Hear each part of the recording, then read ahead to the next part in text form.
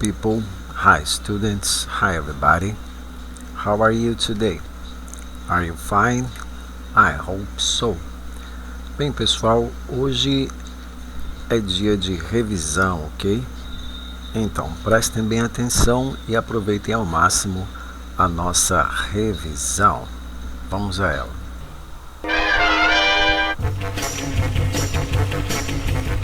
Então vamos ler as pistas. Diz assim, ó: You must have money to come here. You mustn't bring anything to eat or drink. You should have good table manners here. You have to pay for what you eat or drink. Where am I? Então, ele dá aqui todas as pistas. Ó. A primeira diz assim: você deve ter dinheiro para vir aqui. Você não deve trazer nada para comer ou beber. Você deve ter boas maneiras à mesa aqui. Você deve pagar pelo que você comer ou beber. Onde eu estou? Aí a garotinha muito esperta, ela responde, ó: Are you in a restaurant? Você está em um restaurante? Então ela acertou, ok? Vamos à terceira questão. Diz assim: Choose the appropriate word from the box to complete each sentence. Escolha a palavra adequada, apropriada da caixa para completar cada sentença, cada frase. Aí nós temos aqui as palavras, ó, na caixa de texto. São os verbos modais: have to, mustn't, should, must, shouldn't, don't have to. Tanto na forma afirmativa quanto na negativa, ok? E vamos usar cada um deles para completar as frases de forma adequada. Letra A: If I don't find a hotel room, I'll have to sleep in the car. Então, se eu não encontrar um quarto de hotel, eu terei que dormir no carro. Então, aqui o mais adequado é have to. Não é obrigatório, nem é um conselho, é uma necessidade. Ele terá que dormir no carro. Letra B: She has a terrible headache. Maybe she should go home. Ela tem uma terrível dor de cabeça. Talvez ela deveria ir para casa. Então é um conselho. Se ela está com dor de cabeça, ela deveria ir para casa. Letra C: We must be late for class. Nós não devemos nos atrasar para as aulas. Então é uma obrigatoriedade, ok? Letra D: I shouldn't worry so much, right? Eu não deveria me preocupar tanto, certo? Letra E: You must study for the test. Você deve estudar para o teste. É uma obrigação estudar para o teste. Letra F: I don't have to go to school on Saturdays. Eu não tenho que ir para a escola aos sábados.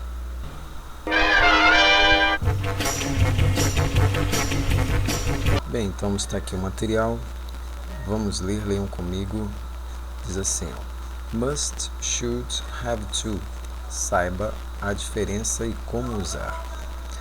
Must, should e have to são modal verbs em inglês que têm significados parecidos, mas usos diferentes, e por isso podem causar alguma confusão em quem está aprendendo o idioma.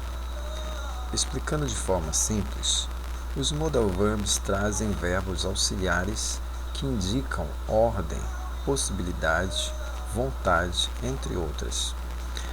É isso que acontece com must, should e have to. que são alguns dos modal verbs mais usados na língua inglesa. Must. Must é como o tem que, precisa, deve. Ele tem um peso maior, indicando uma recomendação mais firme, podendo ser inclusive uma ordem. Lembra do must have da moda? Ele é traduzido como tem que ter, referindo-se àquelas peças que não podem faltar no seu guarda-roupas. Quando aparece no negativo, definitivamente lhe diz respeito a algo que você não pode e não deve fazer de jeito nenhum. Vamos aos exemplos. My boss told me I must wear black for the meeting. Meu chefe me disse que eu preciso vestir preto para a reunião. You must work hard to achieve your dreams. Você tem que trabalhar duro para alcançar os seus sonhos. Ok? Agora o should. Should é o nosso deveria e indica possibilidade, sendo usado inclusive em conselhos.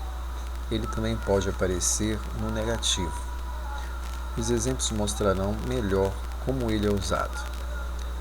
I think I should go home now. Eu acho que eu deveria ir para casa agora.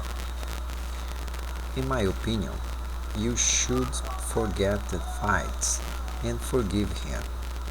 Na minha opinião, você deveria esquecer a briga e perdoá-lo. You shouldn't drive now because you drank a lot. Você não deveria dirigir agora porque você bebeu muito. E por fim, o have to. O have to é uma afirmação. É o nosso tem que diz que você deve fazer algo. Ele se assemelha ao must, mas sem aquele peso da ordem. Essa é a principal diferença, ok? Hora dos exemplos. I have to go home at 10 p.m. Eu tenho que ir para casa às 10 horas. You have to buy new shoes. Você tem que comprar sapatos novos. She doesn't have to follow your rules. Ela não tem que seguir as suas regras. Ok, pessoal? Então vamos voltar ao livro. Bem, agora nós voltamos aqui para a página 27, certo? Onde nós temos mais algumas dicas sobre os 3 verbos modais em questão. Should diz assim, ó, you should wear formal clothing when going to business meetings. Então é uma frase que ela está dando o exemplo do uso do should, ok? Está dizendo o seguinte, ó, você deve usar um traje formal quando for a uma reunião de negócios. Certo? Então, é uma recomendação, um conselho, é mais adequado. E aqui você tem, ó, as estruturas gramaticais nas 3 formas do should. A forma afirmativa, affirmative. A estrutura é a seguinte, subject plus should plus verb in the base form. Ou seja, sujeito mais o should, mais o verbo na sua forma base, ou seja, no infinitivo, ok? Como nós podemos ver aqui, ó, you é o sujeito, o should é o verbo modal e o verbo na sua forma infinitiva, certo? Então, you should wear, você deveria usar. Agora a forma negativa. A estrutura da negativa é a seguinte, subject plus should not or shouldn't plus verb in the base form. Ou seja, sujeito, o should acompanhado do not agora, ou aqui a forma abreviada, shouldn't, que é a contração aqui do should e do not, ok? e o verbo na sua forma infinitiva. Aí você tem a forma negativa, a estrutura negativa para o uso do should. A estrutura interrogativa é a seguinte, ó. Agora você vai começar com o verbo modal should, em seguida vem o sujeito e depois o verbo na forma base, no infinitivo. Alright? Vamos agora ao must. O exemplo é o seguinte, ó. You must have medical insurance to visit Germany. Você deve ter um seguro médico para visitar a Alemanha. Ou seja, é uma obrigatoriedade. E a forma afirmativa, a estrutura é a seguinte: subject, must e o verbo no infinitivo, como nós vemos aqui, ó. Sujeito, o must e o verbo no infinitivo. You must have. A negativa vai ficar o seguinte: subject, must not, ou a forma abreviada mustn't, mais o verbo na forma infinitiva. Ok? E na interrogativa, você vai começar com o modal verb must. Depois vem o sujeito e depois o verbo na forma infinitiva. E no final, o ponto de interrogação não pode ser esquecido. Aqui embaixo nós temos mais uma dica. Diz assim, ó. We use must not, mustn't to say that something is not permitted or allowed. It's a prohibition. Visitor must not smoke. Um exemplo aqui, ó. Visitantes não devem fumar. Ou seja, ele está dizendo que nós usamos o must not e mustn't para dizer que alguma coisa não é permitida. É uma proibição. Ok? E por fim aqui nós temos o have to. Diz o seguinte o exemplo, ó.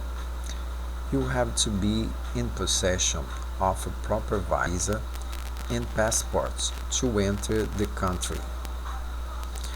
A estrutura aqui afirmativa do have to é a seguinte, ó. Você tem que usar os pronomes pessoais I, you, we, they, mais o have to, mais o verbo no infinitivo. É a estrutura da forma afirmativa do uso do have to. E a forma negativa,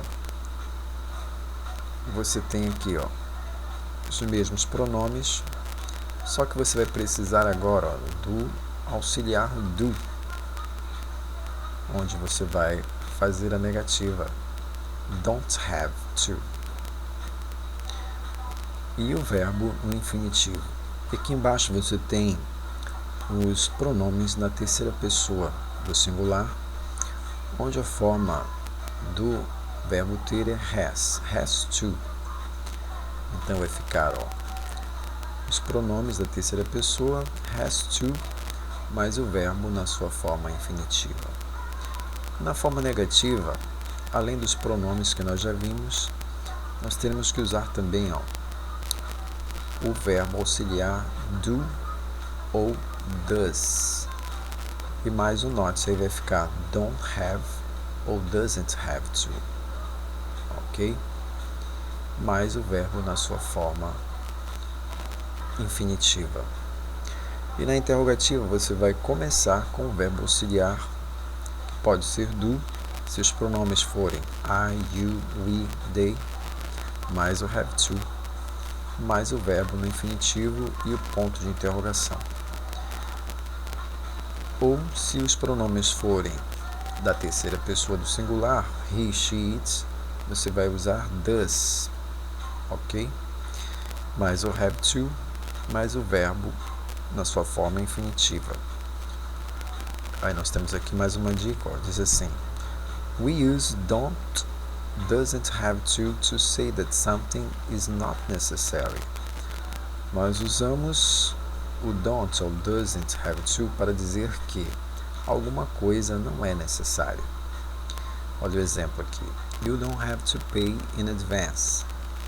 Você não deve pagar adiantado.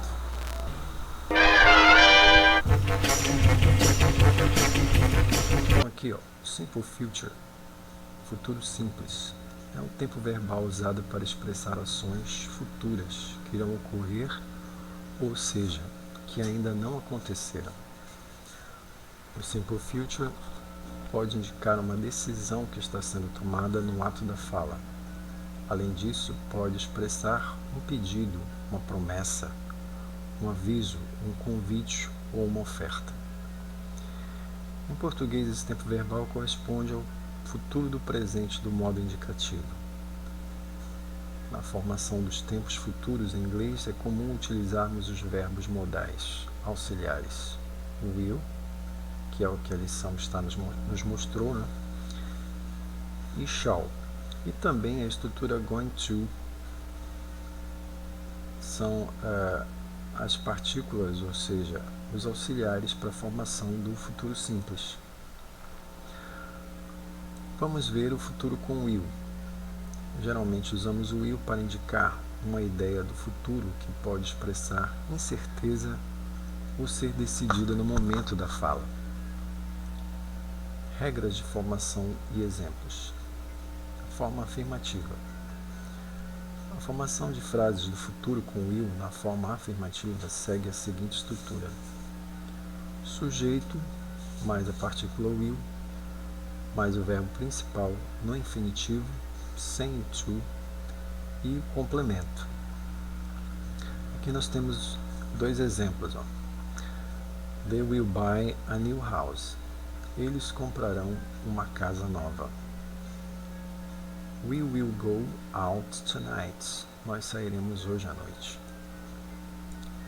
A forma afirmativa também pode ser utilizada na forma contraída, após pronomes pessoais. Para isso, basta utilizar o apóstrofe ll no lugar de will. Exemplos: I will visit my cousin tomorrow. Você pode fazer na forma abreviada, vai ficar I will visit my cousin tomorrow. Visitarei minha prima amanhã. Segundo exemplo, they will arrive at night. They will arrive at night. Eles chegarão de noite. Vamos agora para a forma negativa.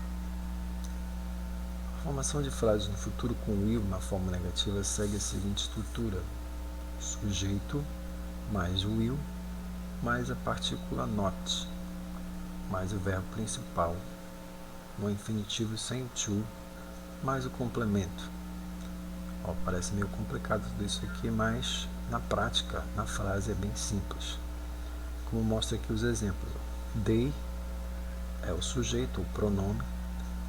Will, a partícula do futuro. Not, a partícula de negação. Aqui o verbo principal, buy, que é o verbo comprar, sem o to. E o complemento, a new house. Traduzindo vai ficar: eles não comprarão uma casa. Segundo exemplo, we will not go out tonight. Nós não sairemos hoje à noite. A forma negativa também pode ser utilizada na forma contraída. Por exemplo, basta usar won't no lugar de will not. Você substitui will not por won't. Ok?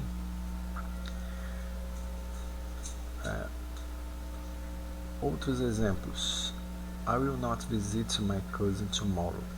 Na forma abreviada vai ficar I won't visit my cousin tomorrow. Não visitarei minha prima amanhã. Mais um exemplo. They will not arrive at night. They won't arrive at night. They won't arrive at night. Eles não chegarão de noite. Vamos então para a forma interrogativa. A formação das frases do futuro com will na forma interrogativa segue a seguinte estrutura. Agora você vai ter no início da frase a partícula will, mais o sujeito, mais o verbo principal no infinitivo, sem o to, mais o complemento.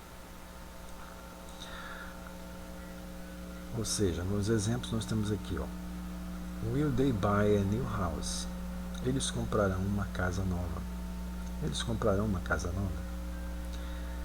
Segundo exemplo, will we go out tonight? Nós sairemos hoje à noite.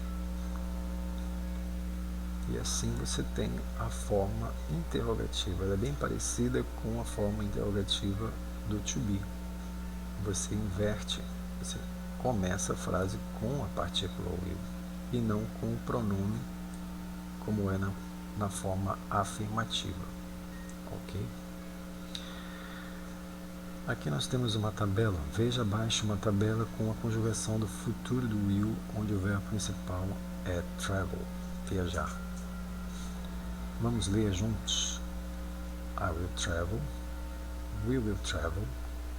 He, she, it will travel. We will travel. You will travel. They will travel. Na forma negativa, I will not travel. You will not travel. He, she, it will not travel. We will not travel. You will not travel. They will not travel. A forma interrogativa. Percebam, estou começando a frase com will. Will I travel? Will you travel? Will he, will she, will it travel? Will we travel? Will you travel? Will they travel? Ok?